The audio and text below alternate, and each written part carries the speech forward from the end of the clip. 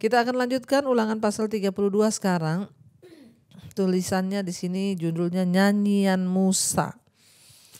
Ya. Dan ya Musa menyanyikan sebuah nyanyian sebelum dia dipanggil Tuhan. Ya, dan dikatakan di sana ayat 3 pasal 32 ayat yang pertama, pasanglah telingamu hai langit, aku mau berbicara, dan baiklah bumi mendengarkan ucapan mulutku. Mudah-mudahan pengajaranku menitik laksana hujan, perkataanku menetes laksana embun. Ya.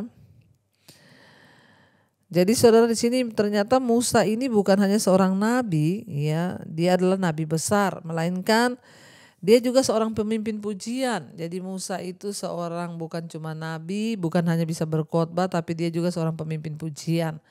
Karena biasanya rata-rata orang yang dekat dengan Tuhan tuh memang suka nyanyi, suka menyembah Tuhan. Ya, dia adalah seorang penyembah. Musa juga adalah seorang penyembah, ya, dia menyanyi bagi Tuhan. Ya, setelah 3 khotbahnya dia mengubah bentuk pesannya menjadi nyanyian. Kadang-kadang membawakan sesuatu dengan bentuk yang berbeda membuatnya lebih mudah diingat. Jadi Musa membawakan satu ajaran bagi bangsa itu lewat nyanyian, saudara.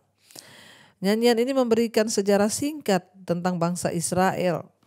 Dan lewat nyanyian ini bangsa itu diingatkan akan kesalahan-kesalahan mereka, diperingatkan agar mereka tidak mengulangi kesalahan-kesalahan tersebut dan diberikan pengharapan yang hanya datang kalau mereka mempercayai Allah. Jadi lewat nyanyian ini Musa meneguhkan hati bangsa itu, membawa mereka untuk melihat perbuatan Tuhan dan terus berharap pada Tuhan. Lewat nyanyian ini Musa bernyanyi, dia berkata mudah-mudahan pengajaranku menitik laksana hujan, perkataan menetes laksana embun, laksana hujan renai ke atas tunas muda, laksana dirus hujan ke atas tumbuh-tumbuhan. Sebab nama Tuhan akan kuserukan, berilah hormat kepada Allah kita. Gunung batu yang pekerjaannya sempurna, karena segala jalannya adil, Allah yang setia dengan tiada kecurangan, adil dan benar dia. Ayat 5, berlaku busuk terhadap dia mereka yang bukan lagi anak-anaknya, yang merupakan noda, suatu angkatan yang bengkok dan berbelat-belit. Ya, jadi orang-orang yang berlaku curang terhadap Tuhan, tidak ikut perintahnya, dikatakan mereka itu orang-orang yang angkatan yang bengkok. Demikianlah mereka mengadakan pembalasan terhadap Tuhan, hai bangsa yang bebal dan tidak bijaksana. Bukankah ia Bapamu yang mencipta engkau, yang menjadikan dan menegakkan engkau? Ayat 7, ingatlah kepada zaman dahulu kala, perhatikanlah tahun-tahun keturunan yang lalu. Tanyakanlah kepada ayahmu, maka ia memberitahukannya kepadamu, kepada para tua-tuamu, maka mereka mengatakannya kepadamu. Ya, Musa mengingatkan lewat nyanyiannya kepada bangsa Israel, ingat engkau itu dulu seorang budak, engkau telah memberontak terhadap Allah. Tanyakan perbuatan Tuhan kepada ayahmu dan kepada para tua-tua yang menyaksikan bagaimana Tuhan melakukan semua mujizat. Ya, dikatakan ayat 8, ketika Sang Maha Tinggi membagi-bagikan milik pustaka kepada bangsa-bangsa, ketika ia memisah-misah anak-anak manusia, maka ia menetapkan wilayah bangsa-bangsa menurut bilangan anak-anak Israel. Ayat yang ke-9, tetapi bagian Tuhan ialah umatnya. Yakub ialah milik yang ditetapkan baginya. Ayat 10, didapatinya dia di suatu negeri, di padang gurun, di tengah-tengah ketandusan dan auman padang belantara. Dikelilinginya dia dan diawasinya dengan dijaganya sebagai biji matanya. Laksana Raja Wali menggoyang bangkitkan isi sarangnya, melayang-layang di atas anak-anaknya, mengembangkan sayapnya, menampung seekor dan mendukungnya di atas kepaknya. Demikianlah Tuhan sendiri menuntun dia dan tidak ada Allah asing menyertai dia.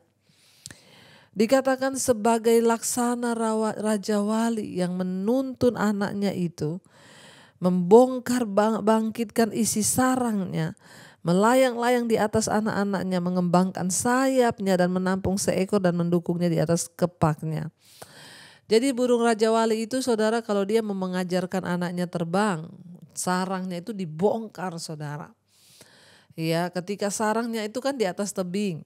Sarangnya dibongkar, akhirnya anak-anaknya jatuh ke bawah.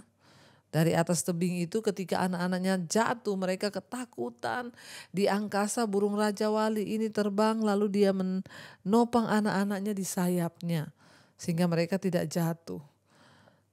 Dan ketika dia topang di sayap, dia bawa naik lagi ke atas saudara. Lalu ketika anak-anaknya sudah mau jatuh, ya dia topang lagi. Demikian dia melatih anak-anaknya itu untuk bisa terbang. Sehingga akhirnya ya burung Raja Wali itu, ya anaknya itu karena dia jatuh, dia akhirnya berusaha untuk mengepakkan sayapnya. Dan ketika dia mengepakkan sayapnya, dia tahu bahwa oh dia bisa terbang dan akhirnya dia bisa terbang sendiri. Ya Musa menyanyikan pujian ini, dia katakan bagai Raja Wali.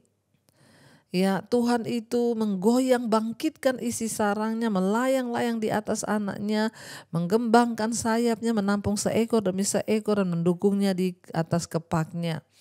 Demikian Tuhan sendiri menuntun dia dan tidak ada Allah lain menyertai dia. Kita digambarkan saudara seperti burung Raja Wali yang mengasihi anak-anaknya, melatih kita berterbang. Demikian juga Tuhan. Seringkali terasa mungkin ketika digoyang balikkan sarang itu, anak Raja Wali berkata sakit, aduh mama kenapa jahat, kenapa kita dibongkar dari sarang ini, kenapa kita dijatuhkan. Tapi anak-anaknya tidak mengerti bahwa induknya sedang melatih mereka untuk belajar terbang. Waktu Tuhan melatih kita belajar terbang, mungkin kita tidak mengerti, kita berkata sakit Tuhan, kenapa ini terjadi? Ya aku tidak tahu, aku takut Tuhan akan aku jatuh. Tapi percayalah saudara ya, ketika engkau mencoba untuk mengepakkan sayapmu, engkau baru tahu bahwa ternyata engkau bisa terbang. Dan engkau baru tahu ternyata Tuhanlah yang sedang melatih engkau untuk terbang. Ketika kita diterpa masalah, ketika saya dulu selalu ingat waktu saya diusir dari rumah.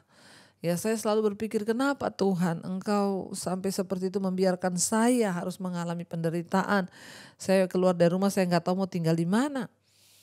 Ya tapi Tuhan tahu apa yang akan terjadi. Sampai hari ini saya melihat kalau saya tidak keluar dari rumah saat itu, makanya saya tidak akan melihat proses Tuhan yang seperti hari ini. Itu semua karena anugerah Tuhan. Memang ketika itu terjadi saya bertanya kenapa Tuhan membiarkan saya, kenapa Engkau biarkan saya begini. Karena itu saudara jangan cepat-cepat mengambil keputusan, jangan cepat-cepat ya menghakimi Tuhan. Ya, pelajari dulu apa yang sedang Tuhan izinkan itu. Kalau saya tidak menjalani semua penderitaan yang saya jalani itu, saya tidak pernah tahu sampai di mana batasan kekuatan saya.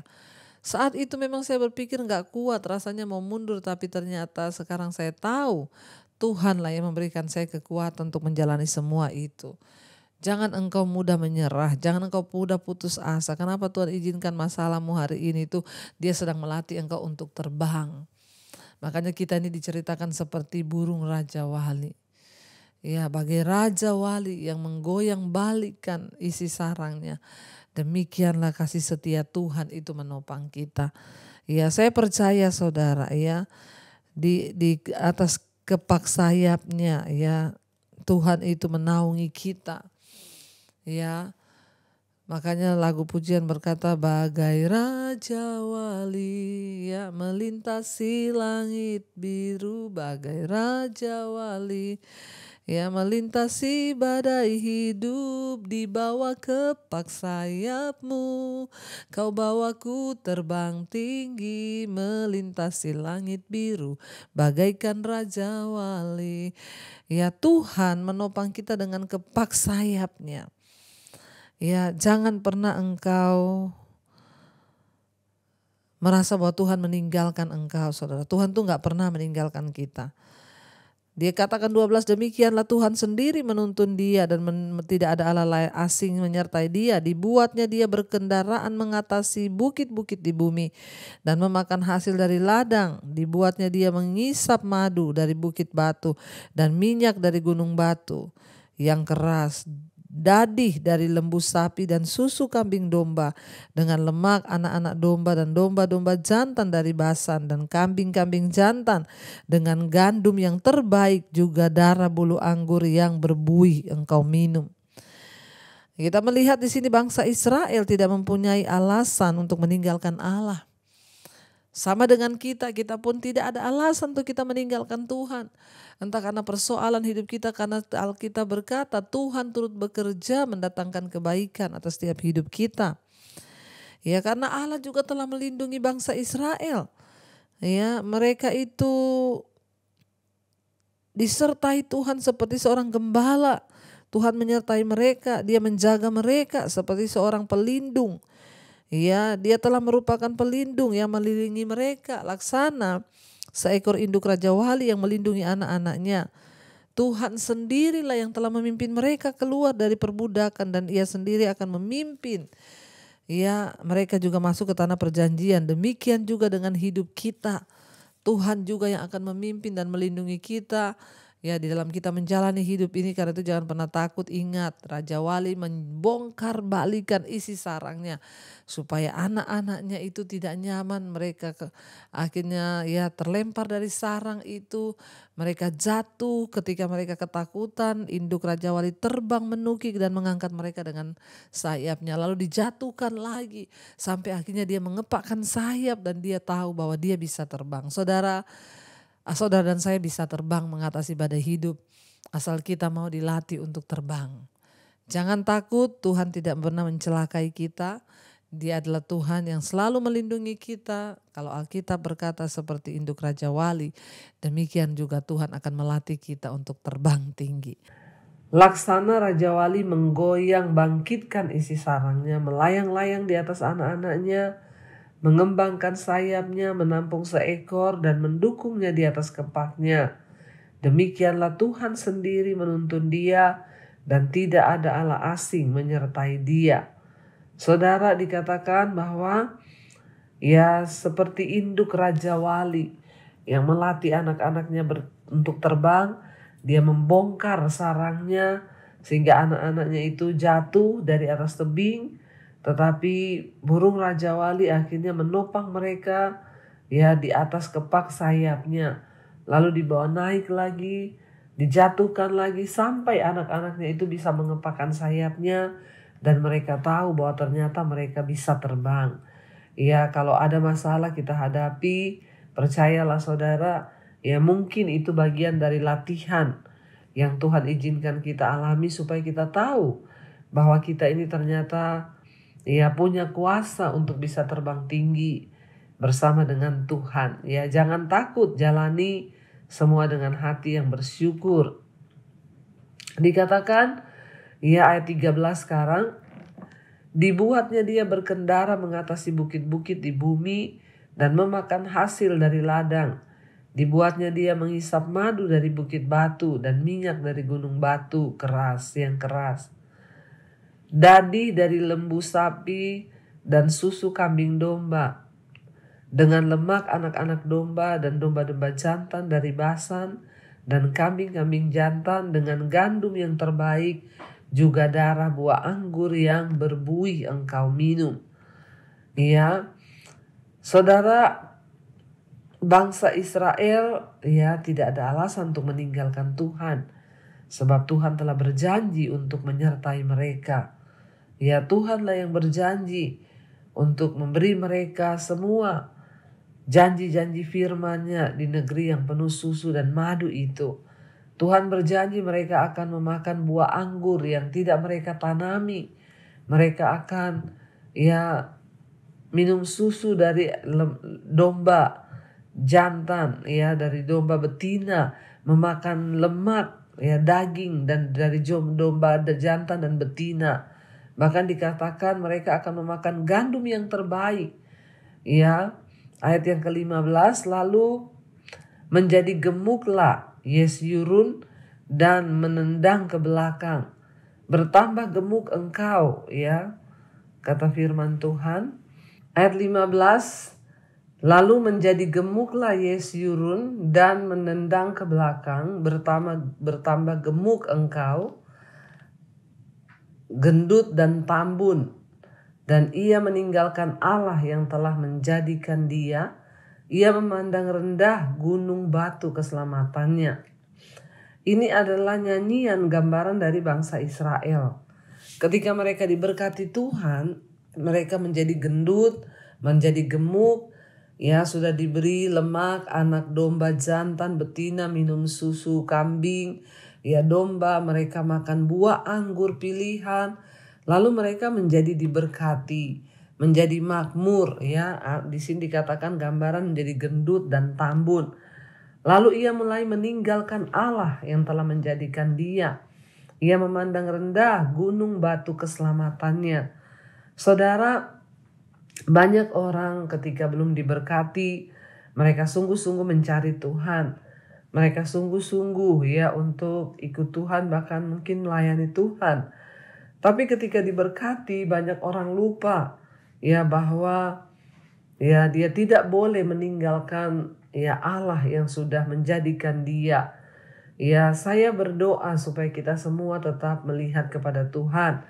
Ya, seperti saudara, ya saya pelayanan kemarin di Kopeng ini, ya banyak yang bertanya, teman-teman, Bu, ya masih mau pergi ya ke desa-desa, masih mau pelayanan yang seperti itu.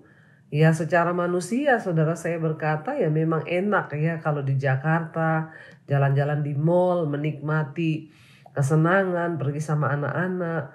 Ya bahkan ya kami tidak lagi mencari uang dari pelayanan karena Tuhan sudah memberkati kami. Tetapi ya kenapa saudara, ya saya masih tetap mau melayani ya, sekalipun dibilang capek ya sangat capek ya, karena pelayanan jadwal yang tidak berhenti saudara. Tetapi ya ini adalah salah satu cara untuk kita nih menjaga supaya jangan kita meninggalkan Allah dan memandang rendah ya gunung batu keselamatan kita. Jangan sampai ya ketika masih belum diberkati kita setia melayani, ya kita mau ya pergi kemana saja, tapi ketika sudah diberkati banyak yang sudah gak mau pelayanan ya karena harus pergi meninggalkan keluarga, naik pesawat kemana-kemana, naik mobil. Ya benar-benar kenapa saya sakit saudara, karena hari Minggu pelayanan pulang baru jam 10 malam, sudah harus berangkat jam 2 pagi ke ya Jawa Tengah ini. Benar-benar tidak tidur, tapi ya Tuhan tahu ya bagaimana kita ini mau sungguh-sungguh untuk mengasihi Dia. Dikatakan di sini bangsa Israel, mereka diberkati Tuhan menjadi gendut dan tambun, tapi mereka mulai meninggalkan Allah. Jangan sampai kita meninggalkan Tuhan ya. Apapun keadaan kita, mau susah senang, miskin kaya, tetap mengasihi Tuhan dengan segenap hati ya. Ayat yang ke-16 dikatakan mereka membangkitkan cemburunya dengan Allah asing. Mereka menimbulkan sakit hatinya dengan dewa kekejian. Ya, mereka membangkitkan cemburu Tuhan karena mereka mulai mengikuti Allah asing. Apa yang menjadi Allah asing bagi kita hari ini?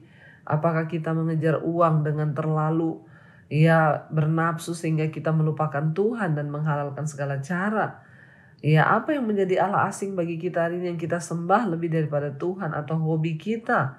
Ya, jangan membangkitkan cemburu Tuhan, jangan menimbulkan sakit hatinya ya karena kekejian, atau mungkin yang menjadi Allah asing dalam hidup kita hari ini adalah persinahan kita, kenajisan kita, lalu kita melupakan Tuhan.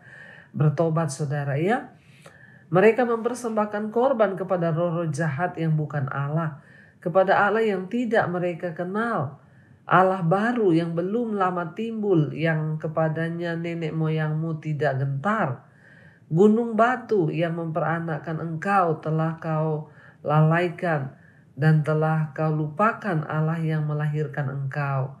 Ketika Tuhan melihat hal itu, maka ia menolak mereka, karena ia sakit hati oleh anak-anaknya lelaki dan perempuan. Ia berfirman, aku hendak menyembunyikan wajahku terhadap mereka dan melihat bagaimana kesudahan mereka, sebab mereka itu suatu angkatan yang bengkok, anak-anak yang tidak mempunyai kesetiaan. Jadi Tuhan berfirman, saudara, aku hendak menyembunyikan wajahku terhadap mereka, ya, dan akan melihat bagaimana kesudahan mereka. Ya, apa yang menjadi kecelakaan bagi hidup manusia, yaitu kalau kita hidup tanpa Tuhan. Sudah ketahuan akhir hidupnya itu seperti apa. Kalau seorang manusia hidup tanpa Tuhan, itu sudah ketahuan akan seperti apa hidupnya. Makanya hari ini kita semua harus sungguh-sungguh bertobat, saudara. Jangan kita tidak menghormati Tuhan. Ya, bagaimana tidak menghormati Tuhan? Mungkin kita berkata, saya tidak menyembah di gunung-gunung atau tidak menyembah patung-patung. Tapi dengan cara dan sikap hidup kita, itu akan dilihat oleh Tuhan apakah kita menghormati Tuhan atau tidak. Ya, jangan sampai dikatakan Tuhan menyembunyikan wajahnya terhadap kita ketika kita ini hidup angkuh, sombong terhadap Tuhan, bahkan membangkitkan cemburunya Tuhan. Kalau orang tidak mau bertobat dari dosa, ya engkau akan membangkitkan sakit hati Tuhan, cemburunya Tuhan. Maka dia akan menyembunyikan wajahnya. Dan ya, Tuhan bilang, lihat bagaimana kesudahan mereka. Sebab mereka itu angkatan yang bengkok, anak-anak yang tidak mempunyai kesetiaan. Mari kita belajar setia kepada Tuhan. Ya, jangan sampai kita tidak setia kepada Tuhan. Ayat yang ke-21 dikatakan, mereka membangkitkan cemburuku, ya, dengan yang bukan Allah. Mereka menimbulkan sakit hatiku dengan berhala mereka. Sebab itu aku akan membangkitkan cemburu mereka dengan yang bukan umat. Dan aku akan menyakiti hati mereka dengan segala bangsa yang bebal. Sebab api yang telah dinyalakan oleh murkaku dan bernyala-nyala sampai ke bagian dunia orang mati yang paling bawah. Ya, jadi saudara, jangan pernah membangkitkan murka Tuhan. Mungkin hari-hari ini kita banyak mendengar bahwa Tuhan itu bukan Tuhan yang menghukum, Tuhan itu bukan Tuhan yang murka. Jangan lupa, saudara, ya, kita tahu bersama bahwa Tuhan memang mengasihi orang berdosa, tapi Tuhan membenci dosa. Jangan sampai ya kita ini lebih memilih hidup dalam dosa sehingga kita melupakan bahwa kasih karunia Tuhan itu harus kita hormati dan hargai, ya. Api itu memakan bumi dengan hasilnya dan menghanguskan dasar gunung-gunung. Aku akan menimbun malapetaka ke atas mereka, ke seluruh anak panahku akan ku tembakkan kepada mereka. Apabila mereka sudah lemas karena lapar dan merana oleh demam yang membara dan oleh penyakit sampar, maka aku akan melepaskan taring binatang buas kepada mereka dengan racun binatang yang menjalar di dalam debu, pedang di luar rumah dan kengerian di dalam kamar akan melenyapkan teruna maupun darah, anak menyusu serta orang ubanan. Ya, jadi tanpa pandang bulu. Ketika murka Tuhan itu datang, maka kebinasaan pun akan menimpa, bahkan sampai ke dunia orang mati. Mari kita sungguh-sungguh ya hidup dalam takut akan Tuhan. Kita sungguh-sungguh berpegang pada ketetapan Tuhan supaya hidup kita terus berkenan kepada Dia. Dikatakan, aku akan menimbulkan malapetaka ke atas mereka, dan seluruh anak panahku akan kutembakkan kepada mereka. Apabila sudah lemas, ya mereka sudah lemas karena lapar dan merana oleh dendam yang membara dan oleh penyakit sampar, maka aku akan melepaskan taring binatang buas kepada mereka dengan racun binatang yang menjalar dalam debu. Ya, pedang di luar rumah dan kengerian di dalam kamar akan melenyapkan teruna maupun darah, anak menyusu serta orang ubanan. Ya, jadi tidak peduli ketika murka Tuhan turun itu semua ya dihukum. Dari orang tua sampai teruna yang muda-muda, semua kena murka Tuhan. Ayat 26, seharusnya aku berfirman, aku meniupkan mereka, melenyapkan ingatan mereka. ingatan kepada mereka dari antara manusia. Tetapi 27, aku khawatir disakiti hatiku oleh musuh. Jangan-jangan lawan mereka salah mengerti.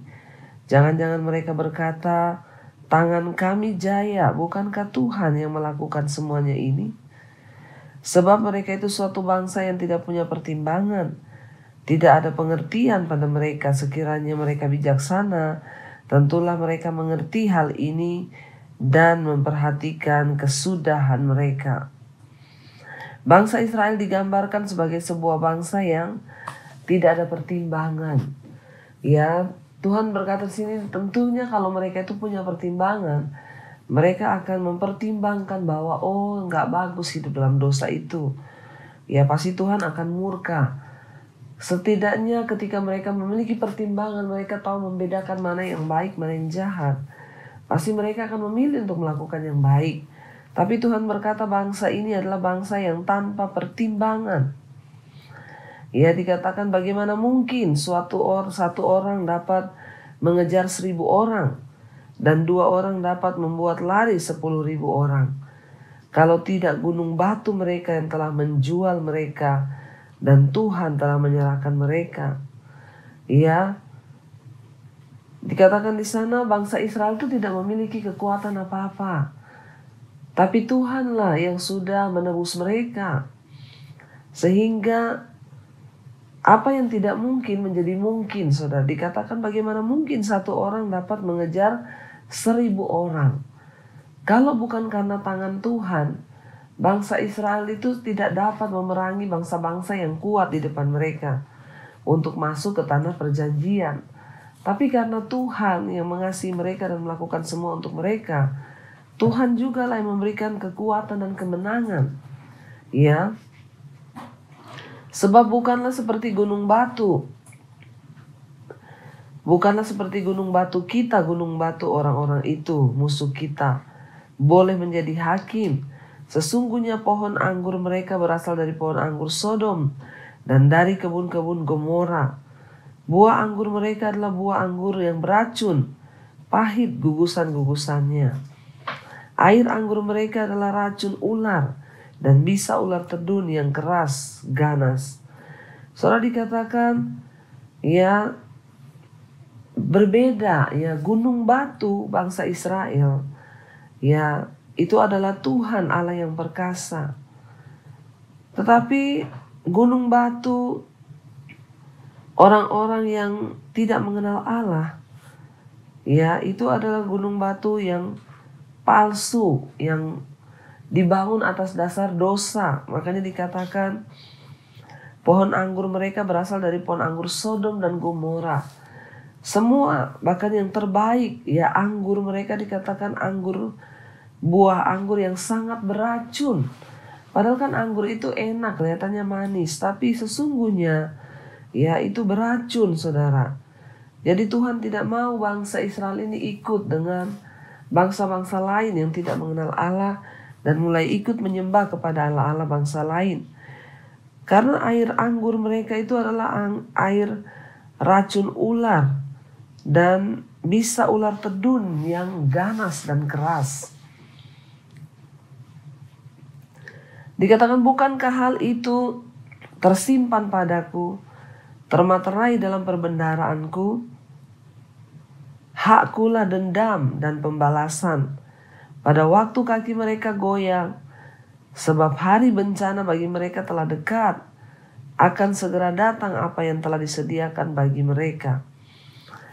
Ya, jadi dikatakan hakkulah dendam, haknya Tuhan ya untuk membalaskan kepada yang jahat. Jadi ya jangan kita yang melakukan pembalasan, saudara.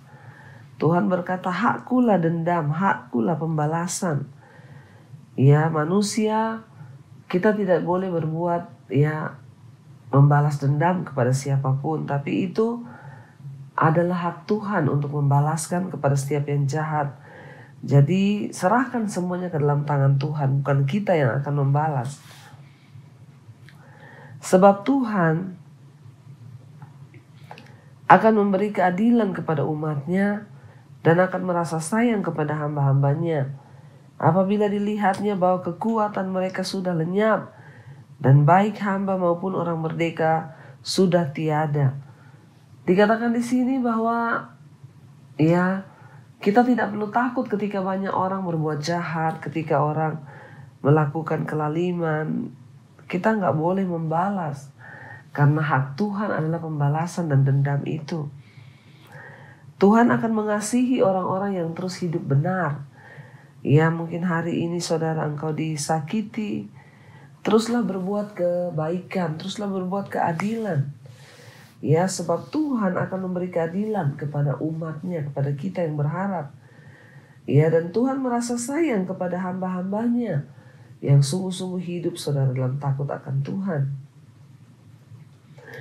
Maka ia berfirman, di manakah Allah mereka? Gunung batu tempat mereka berlindung. Allah di sana, perhatikan huruf kecil. Di manakah Allah bangsa-bangsa yang tidak mengenal Tuhan itu, musuh-musuh Israel? Sebab Tuhanlah yang berperang bagi Israel. Tuhanlah yang berjalan di depan mereka, saudara Yang memakan lemak dari korban sembelihan mereka, meminum anggur dari korban curahan mereka.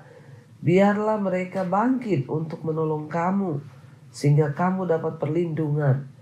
Namun ketika Tuhan melihat bangsa Israel lebih mencondongkan hati mereka kepada Allah-Allah mereka, Allah-Allah bangsa kafir, huruf kecil, Tuhan bilang, minta tolong kepada Allah-Allah itu yang sudah kamu sembah itu, yang sudah kamu persembahkan korbanmu kepada Allah-Allah itu. Minta tolong kepada mereka. Di mana Allah-Allahmu itu, kata firman Tuhan.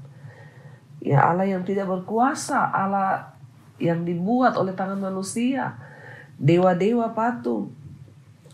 Lihat sekarang, kata Tuhan, bahwa akulah Dia. Tidak ada Allah kecuali aku. Akulah yang mematikan dan yang menghidupkan.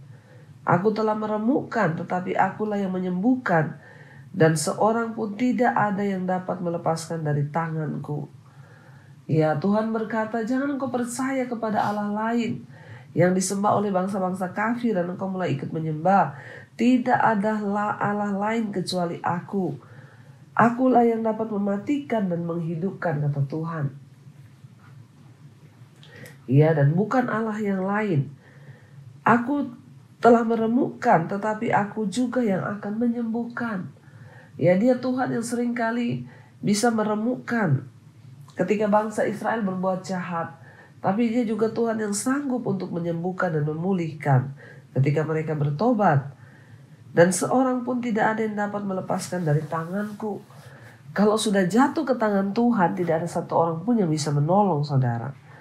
Ayat 40, sesungguhnya aku mengangkat tanganku ke langit dan berfirman, demi aku yang hidup selama-lamanya, Tuhan apabila aku mengasah pedangku yang berkilat-kilat dan tanganku memegang penghukuman, maka aku membalas dendam kepada lawanku dan mengadakan pembalasan kepada orang yang membenci aku.